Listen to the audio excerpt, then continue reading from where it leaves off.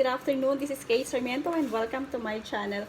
For today's video, i-share ko sa inyo kung paano patagalan yung shelf life ng mga gulay natin like leafy vegetables. So sa panahon ngayon, mahirap lumabas ng bahay. So kailangan natin titirin yung mga gulay at para hindi rin sila masira. So ito kasi, meron ako ditong lettuce. Nabili ko siya last time. Nakabalot lang po siya sa jaryo. Marami kasi ako nabiling lettuce last time. Ngayon ko lang siya i-arrange kasi ngayon pa lang ako nagkaroon ng time. Ngayon, ang ginagawa ko kasi, tinatanggal ko isa-isa yung leaf nitong lettuce, like this one. And then, yung mga makita nyo na mga parang mga sira-sira sa dulo, tatanggalin nyo rin po yun para hindi mahawa yung ibang gulay. So, isa-isa ko siyang tinatanggal.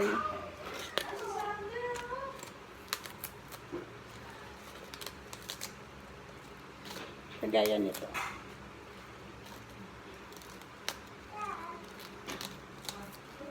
Pagka alis na niya lahat, i-wash po natin siya isa-isa and then ilalagay natin siya sa ziplock with paper or tissue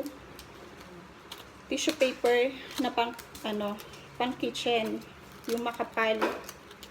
Pero kung gusto niyo naman, pwede niyo naman siyang ibalot sa mga jaryo or any paper na kasya yung lettuce niyo or yung leafy vegetables niyo.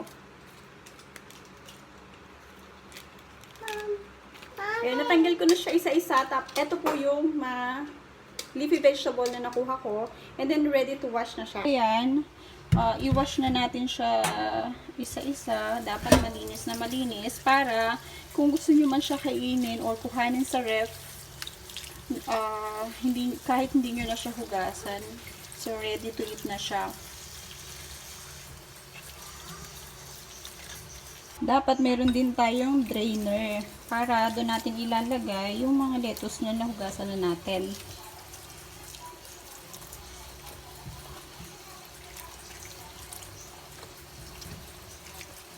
Para siguradong tanggal yung mga lupa kasi galing siya syempre sa tanim.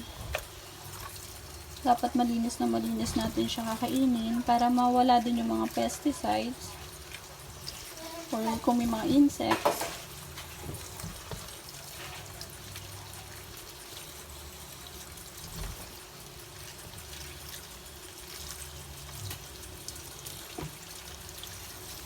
Yan, ang ganda-ganda pa ng lettuce. So, matagal-tagal lang aabutin ng life nitong vegetables na to pagka na-store natin siya ng maayos.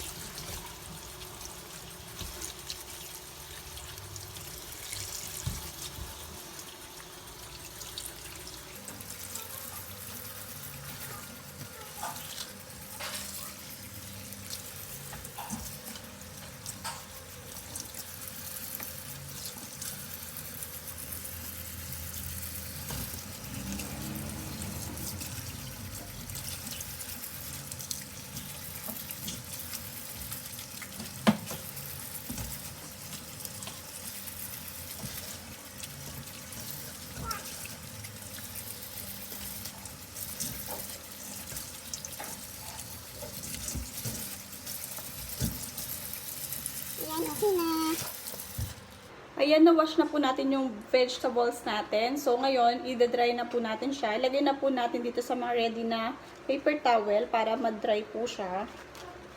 Ayan.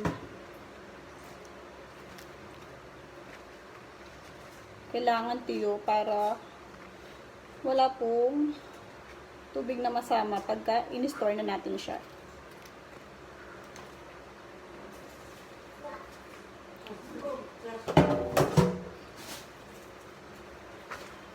Iyan lang natin siya isa-isa.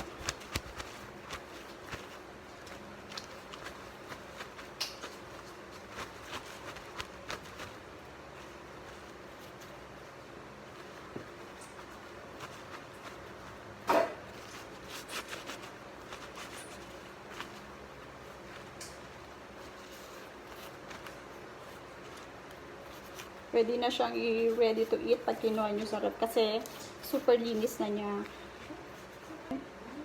After natin i-dry siya, kuha tayo ng ziplock. Pwede na yung ganitong size or Mas maliit kung mas maunti yung gulay. And then, kuha tayo ng paper towel. Lagay natin siya sa loob ng ziplock.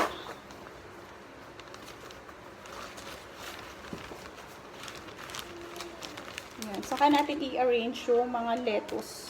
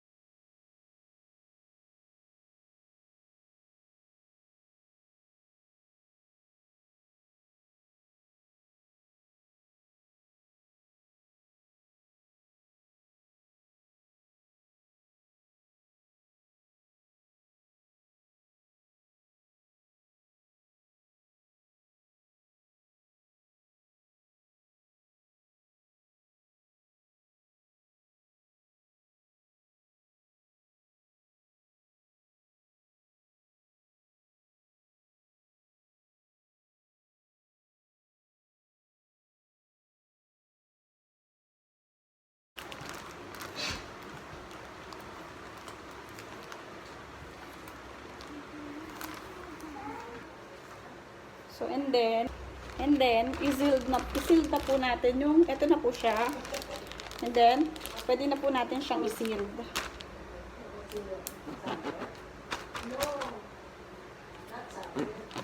So, okay na po siya. Pwede na po natin siyang ilagay sa ref.